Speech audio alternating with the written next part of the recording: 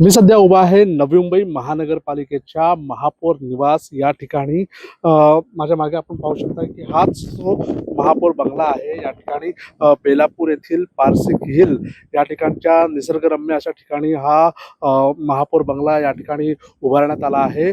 मात्र आता या महापौर बंगल्यांवरून पुन्हा एकदा वाद होताना पाहायला मिळत आहे. कारण अ, अ, महापौर बंगल्याची जी वातानुकूलित यंत्रणा आहे ती संपूर्ण बदली करण्याचा निर्णय जो आहे तो यंदाच्या स्थायी समितीने घेतलेला आहे. स्थायी समितीने एकूण 48,48,000 रुपये इतका मोठा खर्च जो आहे तो या महापौर निवासातील वातानुकूलित यंत्रणा बदली करण्यासाठी आता खर्च करणार आहे.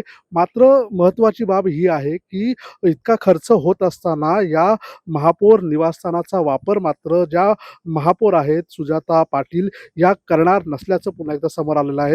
महापौर निवासस्थानाचा जो वापर आहे तो नाईक कुटुंबातील सदस्य जेव्हा महापौर झालेले आहेत, ज्यामध्ये संजीव नाईक असतील, त्याचबरोबर सागर नाईक असतील, यांनी या महापौर निवासस्थानाचा वापर जो आहे तो केलेला आपल्याला पाहायला मिळाला. मात्र त्यांच्या व्यतिरिक्त नाईक कुटुंबातील सदस्यांच्या व्यतिरिक्त जे कोणी महापौर या ठिकाणी झालेले आहेत नवी मुंबईचे, त्या सदस्यांपैकी कुठल्याही महापौराने महापौर निवासस्थानाचा वापर जो आहे तो आतापर्यंत केलेला नाही, अशा प्रकारची माहिती समोर येत आहे. यंदाही ज्या महापौर आहेत सुजाता पाटील त्या देखील या महापौर निवासस्थानाचा वापर करणार नसल्याचे बाब स्पष्ट होते.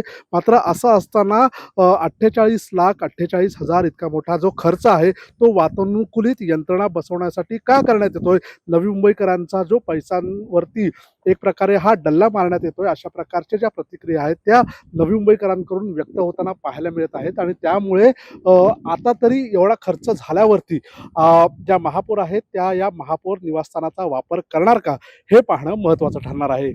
सिद्धेश म्हात्रे, LS मराठी, नवी मुंबई.